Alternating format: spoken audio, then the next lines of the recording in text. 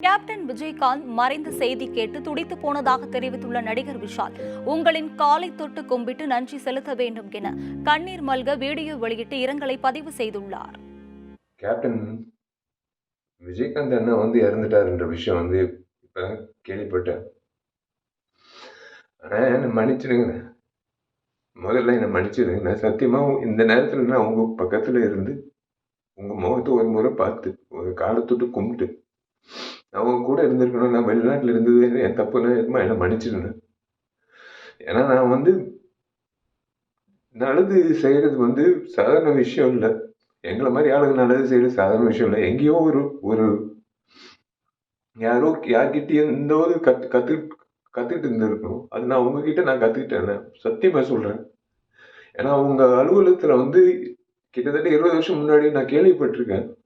நான் நிறைய பேர் சொன்னது நான் கேட்டிருக்கேன். உங்க அலுவலகத்துக்கு யாராவது பசியோட வந்தா நீங்க சோறு போட்டு அனுப்புவீங்க.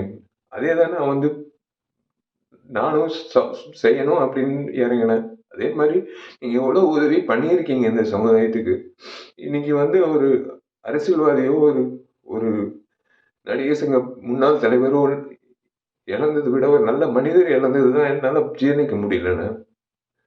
இன்னைக்கு நடிகர் சங்கத்துல நாங்கெல்லாம் பொறுப்பேற்றதுக்கு அப்புறம் உங்களை சந்திக்கும் போது பிரேமலதா அம்மா சொன்ன ஒரே விஷயம் தான், நீங்க அந்த பத்திரத்தை மீட்டுட்டு எடுத்துட்டு வரும்போது உங்க வீட்டு நகை கூட அந்த அளவுக்கு நீங்க ஒரு ஒரு ஒரு விஷயமாவே எடுத்துக்கல. நீங்க அந்த பத்திரத்தை அப்படியே ஒரு பொக்கிஷமா நீங்க உங்க லாக்கர்ல வச்சீங்கன்னு அந்த அம்மா சொல்லும்போது, நீங்க செஞ்ச உதவிகள், நீங்க செஞ்ச விஷயங்கள் இந்த நடிகர் சங்கத்துக்கு நீங்க நடத்தின அந்த நிர்வாகம், அரசியல்வாதியா நீங்க அவ்வளோ துணிவா நீங்க பேசின பேச்சு, உங்க செயல்பாடு, ஒரு நடிகனா நீங்க இவ்வளவு பேர் வாங்கியிருக்கீங்க. ஆனா ஒரு மனிதரா பேர் வாங்குறது சாதாரண விஷயம் இல்லை. சில நபர்கள் தான் ஒரு மனிதரா நீண்ட நாட்கள் அந்த பேர் நீடிக்கும். அந்த வகையில நீங்க இருக்கீங்க. மன்னிச்சிருங்க. உண்மையிலே நான் சத்தியமா சொல்றேன். இன்னைக்கு நான் உங்க பக்கத்துல இருந்திருக்கணும். முறையா உங்க பக்கத்துல இருந்திருக்கணும்.